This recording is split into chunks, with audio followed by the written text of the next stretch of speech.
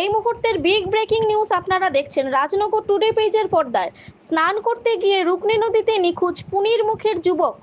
রুকনি নদীতে সন্ধানহীন পুনির মুখের বাসিন্দা সুনামউদ্দিন লস্করের বছর 19-এর ছেলে রশিদ আহমেদ লস্কর ওরফে সাবির। আজ অর্থাৎ শনিবার বিকাল আনুমানিক 5টার দিকে রশিদ স্নান করতে রুকনি নদীতে গেলে এরপর আর বাড়ি ফিরেনি। সন্ধ্যা ঘনিয়ে আসলে সে বাড়ি ফিরে না আসায় পিতার মনে উৎকণ্ঠার সৃষ্টি হয়। তিনি 2-3 বার ঘর থেকে বের হয়ে ফিরে আসেন।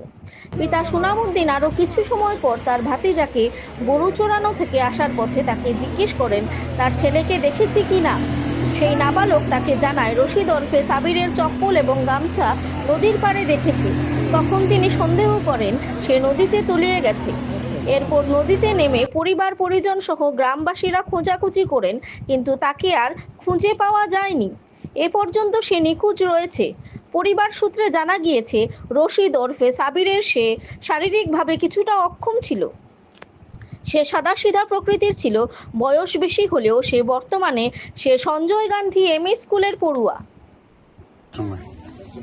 ফার্স্টের সময় আমার কাছে ইয়া তো স্যান্ডেল লাগছে উপরে, লুঙ্গি লাগছে উপরে, স্যান্ডেল লাগছে রাখিয়ে দিয়ে সারা নামছে। আমরা তখন বাড়ি দিব জানলা ঘুরে বাড়ি যাওয়ার ফলে আমরা খুঁজাইলাম, খুঁজিয়ে দেখি তো সেঞ্জ নাই এই স্যান্ডেল আর লুঙ্গি দিয়ে কেউ তো আমরা সন্ধ্যা লাগছে। নদীর কিনারা স্যান্ডেল আর লুঙ্গি রাখা মোটামুটি কয়টা সময় বইটা? ফার্স্টটায় কালকে নানি নয় কালকে। ছেলেটার নাম কি? তার নাম রশিদ আহমেদ লস্কর, আধার কার্ড এমনি সাবিটা কি। আচ্ছা আচ্ছা। আর বয়স কতটুকু? বয়স 19 বছর। 19 বছর। আচ্ছা, আপনার নাম কি? আমার নাম সুনামউদ্দিন লস্কর। আপনি ছেলের বাবা তো? বাবা। আচ্ছা আচ্ছা। তখন মানে আপনি পুলিশ রিপোর্ট করছিলেন?